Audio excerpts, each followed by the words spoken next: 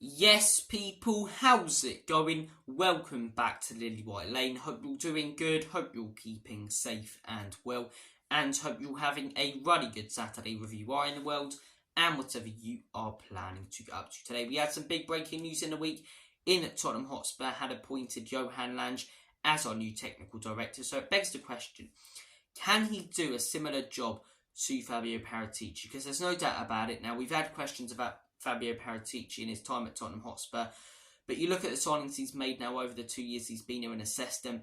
Fabio Paratici has done a brilliant job at Tottenham Hotspur, and if you look at what Dan Kilpatrick said will be the role of Johan Lange, he's going to be doing the same job as Fabio Paratici. Now, we haven't heard anything yet about Fabio Paratici leaving Tottenham Hotspur. Ideally, the best option would be that he stays and consults Johan Lange and uses his contacts to help out Johan Lange and help out the club when it comes to signings and appointments. But would he want to be that sort of side man, or would he want to be the main man somewhere else? I think he'd probably be more inclined to be the main man somewhere else. So I do believe we could be seeing the end of Fabio Paratici at Tottenham Hotspur very, very soon. And he's done a brilliant job at Tottenham Hotspur. He really has. There's been a lot of questions when he's been working at Tottenham Hotspur about whether he's done a good enough job or not. And he's made a couple of mistakes, but 10 of the 11 starters against Luton were Fabio Paratici signings. Apart from Heung-min Son, he signed Romero, he signed Van de Ven, he signed Udogie, signed Porro, signed Sarr, signed Bissouma, signed Maddison, signed Kulu.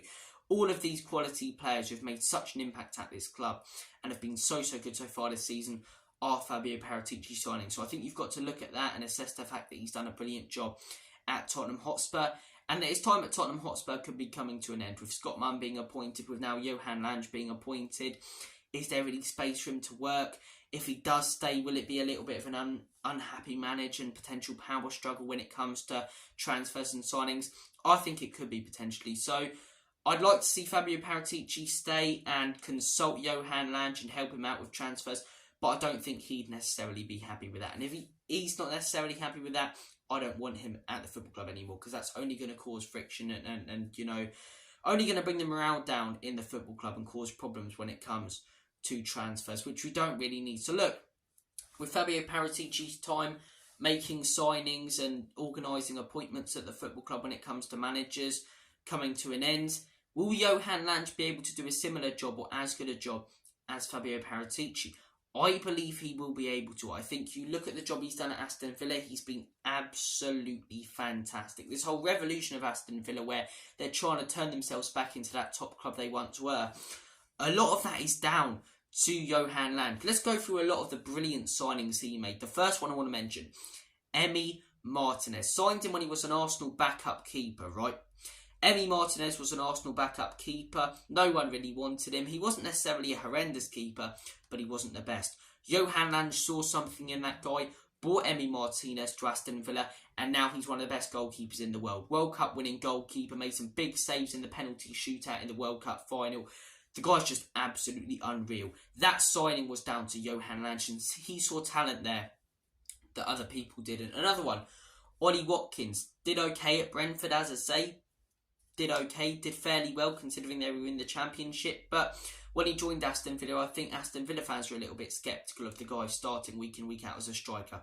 Guy's been absolutely fantastic. Last season under Unai Emery, and we'll get to Unai Emery as well because that's down to Johan Lange, but last season under Emery, Ollie Watkins was absolutely superb. The season before that, even under Gerrard and Smith, Ollie Watkins was superb.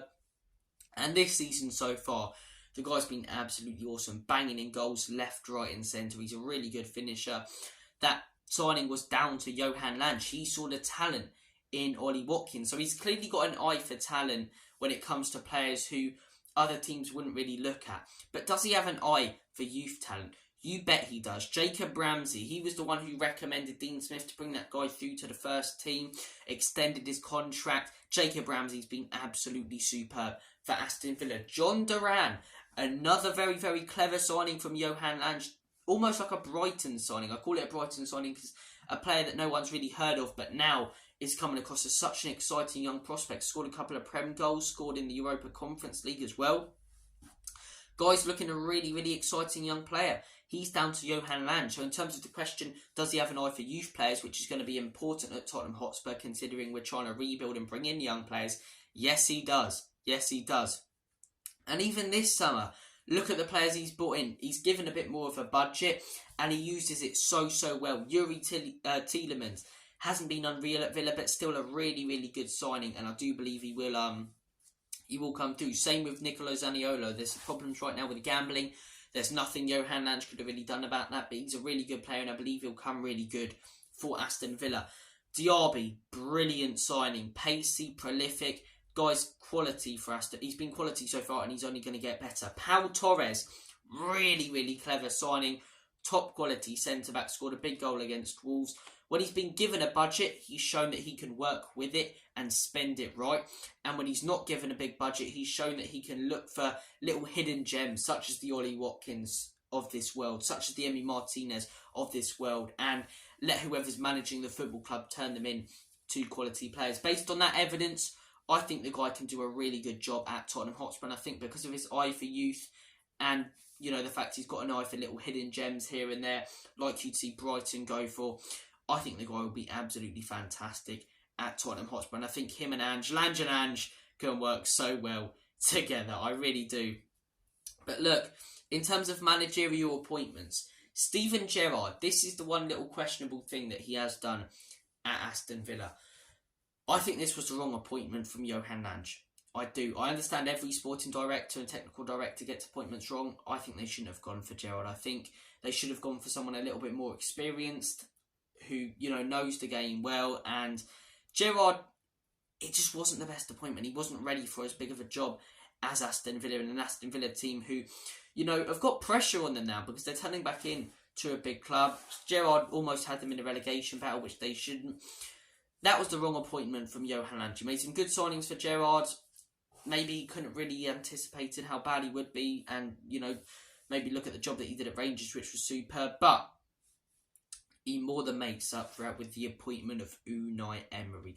Arguably manager of the season last season, even though he only came in November. The guy joined Aston Villa when they were 17th, revolutionised the club, the way that they played, the way that they defended, how clinical they were going forward, and took them from a relegation battle from 17th to 7th in the Premier League. A relegation battle to Europe within 8 months.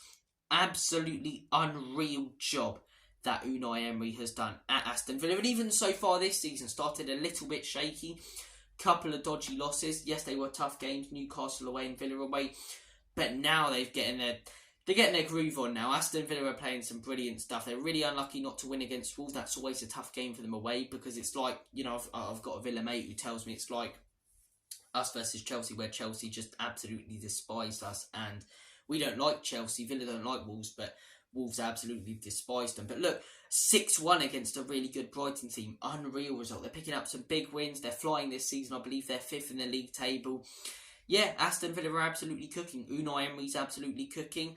And the appointment of Unai Emery and the signings that he's made are all down to Johan Lange. Everything good about Aston Villa right now, or most of what's good about Aston Villa right now, goes down to Johan Lange. He was the man who appointed Unai Emery in the first place, and he was the man who, you know, when given a budget, has brought in some quality players.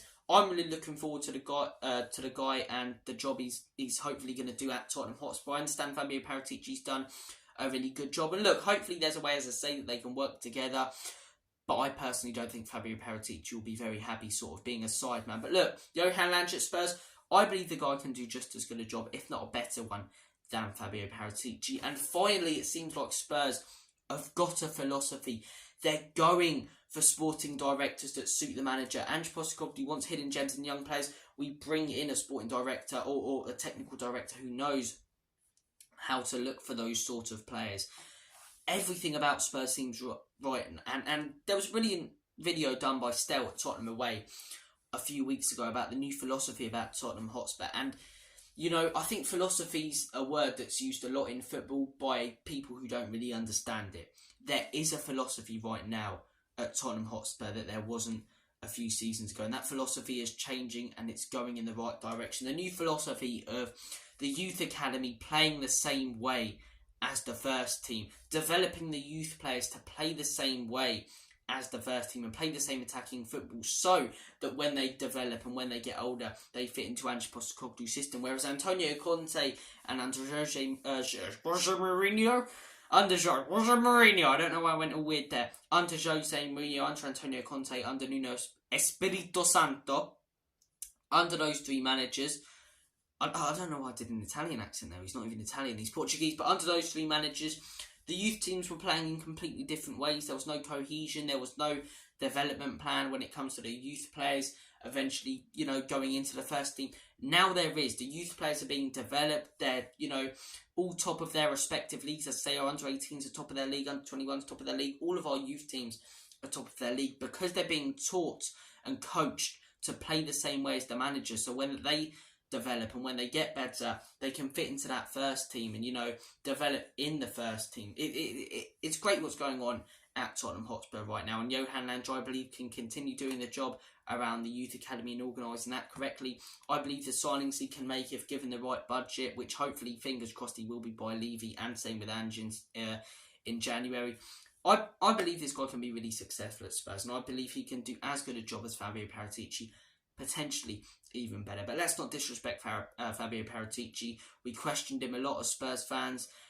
It turns out now, when you look at all the signings that he's made at the club and assessed them, he's done a brilliant job. So hopefully there's a way that Fabio Paratici and Lange can work together, and it's not a bad way of working together when there's a bit of a power struggle in terms of who wants the signings. And as I say, Johan Lange, I'm looking forward to seeing what this guy can do in January if he's given a budget alongside Ange. Ange and Lange, you can't beat it.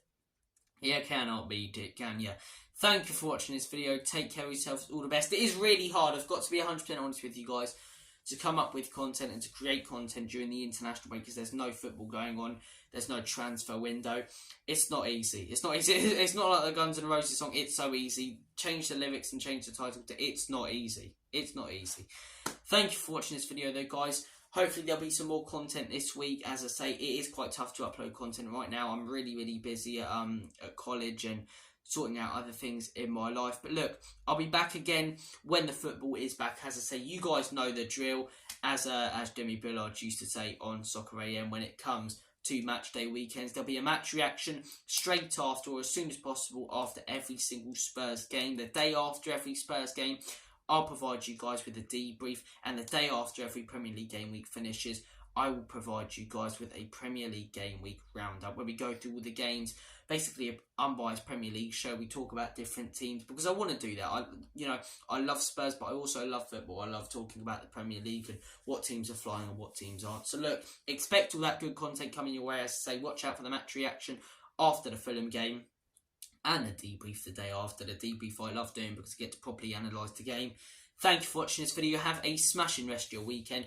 I'm off later tonight to watch Ireland take on New Zealand and hopefully knock them out of the Rugby World Cup. Come on, you boys in green. Take care of yourselves, all the best, and as always, up the Spurs. In Big Ange and Lange we trust. Enoch and Levy out. In Lange we trust and in Ange we trust. Come on, boys.